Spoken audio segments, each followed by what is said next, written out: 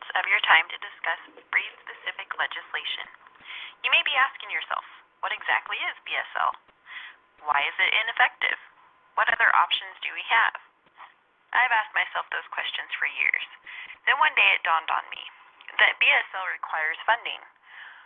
Why not take that funding and put it towards a positive? This presentation focuses on why we should replace breed-specific legislation with public education programs. Is BSL? Breed-specific legislation is a law that bans or restricts certain types of dogs based on their appearance, usually because they are perceived as dangerous. Breeds or types of dogs. Breed-specific legislation applies only to dogs of certain appearance, not to any dogs and all dogs. It does not take into account how the owner has raised, trained, or managed the dog. It does not take into account the dog's actual behavior. Breed-specific legislation has been in debate since the 1980s. What is the best way to keep the public safe from dangerous dogs? Is banning any breed that has the possibility of becoming dangerous the best solution? What if instead of euthanasia of animals that resemble dogs we have known to be aggressive, we focus more on public education? BSL fails in many aspects of public safety. Simply doing away with a specific breed won't actually attain the goal of public safety. All dogs have teeth. Therefore, all dogs pose a threat to the public. Maybe we could utilize the funding going directly towards euthanasia and disposal of dogs that have even shown signs of aggression to go towards public education programs. If the focus was more on education and less on an easy solution, we would actually attain a public safety goal. Knowledge is power. The more we know about domesticated animals, the more we can cohabitate with them safer.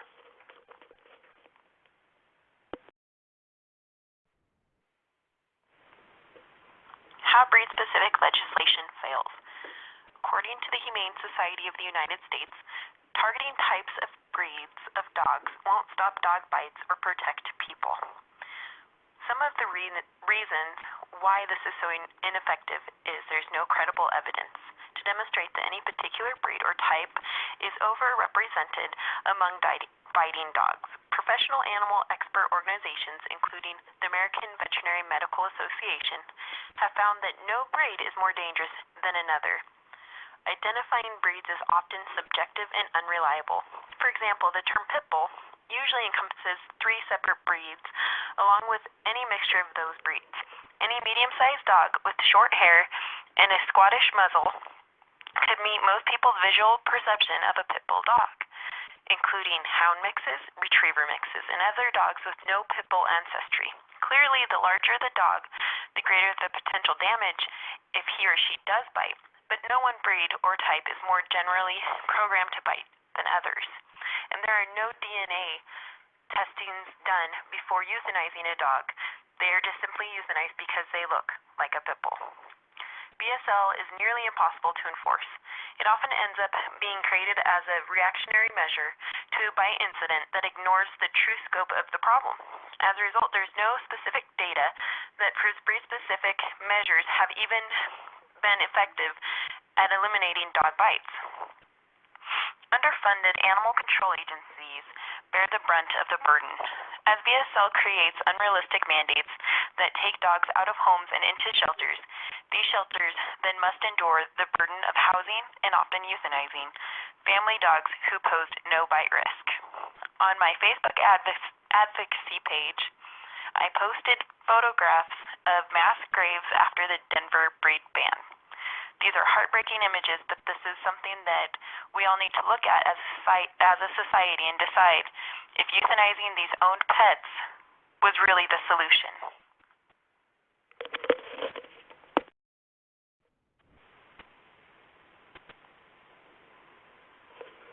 As we learned in our text, we attribute a motive, cause, or reason for behavior. In my research, I found that generalization is a handy evolutionary adaptation. Malcolm Gladwell, author of The Tipping Point, stated that. Another quote that I found very insightful by Jeffrey Kluger was that we are hardwired in our brains to be fearful of pit bulls. I found an article on Pet Finder that was written by one of the co-founders, Betsy. In her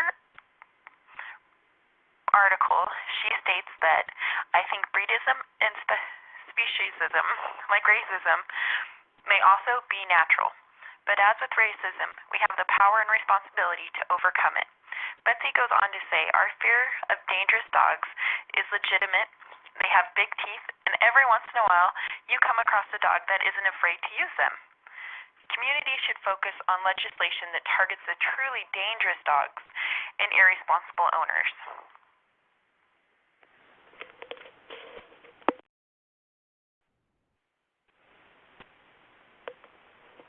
In his presentation, Cesar Millan explains how breed-specific legislation does not actually lead to public safety.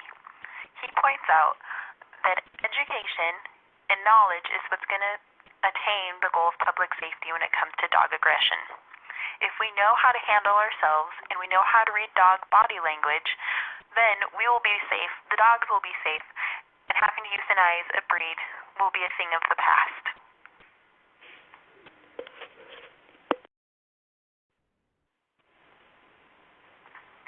Every dog starts life with a blank canvas, his destiny etched by the hands of the painter. In each one, an artist original. The portrait painted depends on how the brush is held. Paint with hostility and a dog learns to fight. Paint with cruelty and a dog learns to fear. Paint with anger and the dog learns aggression. Paint with praise and a dog learns confidence. Paint with boundaries and a dog learns respect. Paint with tenderness and a dog learns to bond. Paint with affection and a dog learns to love. Every dog is a product of its environment. Bad dogs are not born. They are created. If the portrait is flawed, look at the artist. Stop blaming the dogs. The picture to the right is an image that I created of one of the adoptable dogs at the Humane Society of the Palouse. His name is Barney Ross, and due to his breed, he is overlooked. In doing profile pictures like this one, stating that I'm a pit bull with a heart as big as can be, that's what makes me special, I always hope that it'll help somebody overlook the fact that he is a pit bull and give Barney his forever home. If we were to replace breed-specific legislation with public education, I would like to see videos such as the two I've posted on this slide go towards after-school programs. These videos are fun, they're interactive, they show kids how to respond to dogs. I wish I could open these up and show them. The one on the right shows two kids running from a dog, and then it stops and explains why you don't do that. Implementing knowledge such as this would help stop us from provoking dogs, would also teach us what to look for when a dog is being aggressive. We need to look much more than just the breed of the dog. We need to learn their body language and how to respond to how they're going to act. Implementing videos like this in after-school programs is how we could prevent dog aggression and dog bites. Every dog has teeth. Every dog has the option to bite if they so desire. Doing away with one breed isn't going to stop dogs from biting. But if we can learn how to approach dogs safely, how to read their body language, we can prevent dog bites in a more humane and logical manner.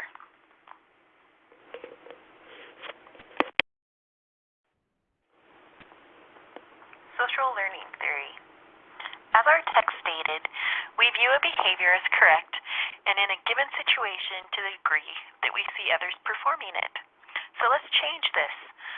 Let's be advocates for public education versus breed-specific legislation. Here are some of the Facebook pages that I have found, or groups, that are already doing this. Join us. Let's all work together to replace breed-specific legislation with public education.